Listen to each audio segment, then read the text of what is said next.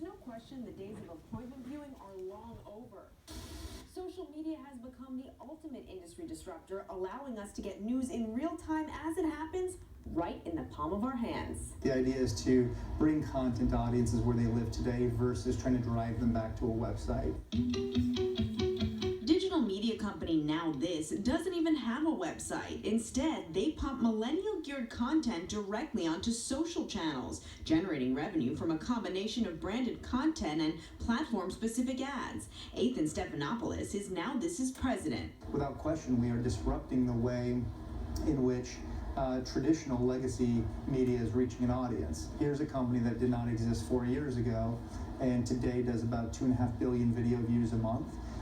Larger than most traditional news organizations. In an age where the President of the United States can completely bypass traditional news organizations with a tweet, and witnesses can broadcast a shooting scene live on Facebook from their cell phones, legacy media are left trying to catch up with social media. We're just beginning to have a generation of news consumers who have never known traditional media. They don't know newspapers, they don't know magazines, they don't know television. While those consumers may be drawn to accessible and easily digestible news like that churned out by Now This, it doesn't mean they're not interested in in-depth, meaningful content. Case in point, BuzzFeed, one of the original digital disruptors which rose to fame with clickable lists of cute animals and has since invested big time in hard news.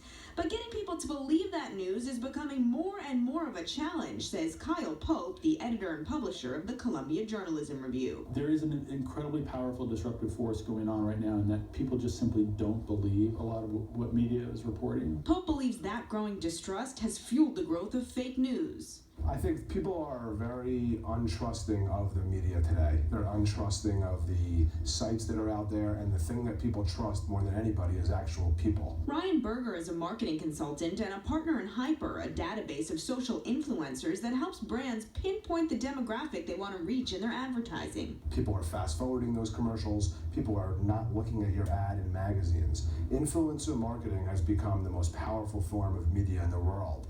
People believe other people, they trust them. It's why we're more likely to seek out news from people we perceive to be like us. I think the big moment we're in right now is in the partisanship of the content.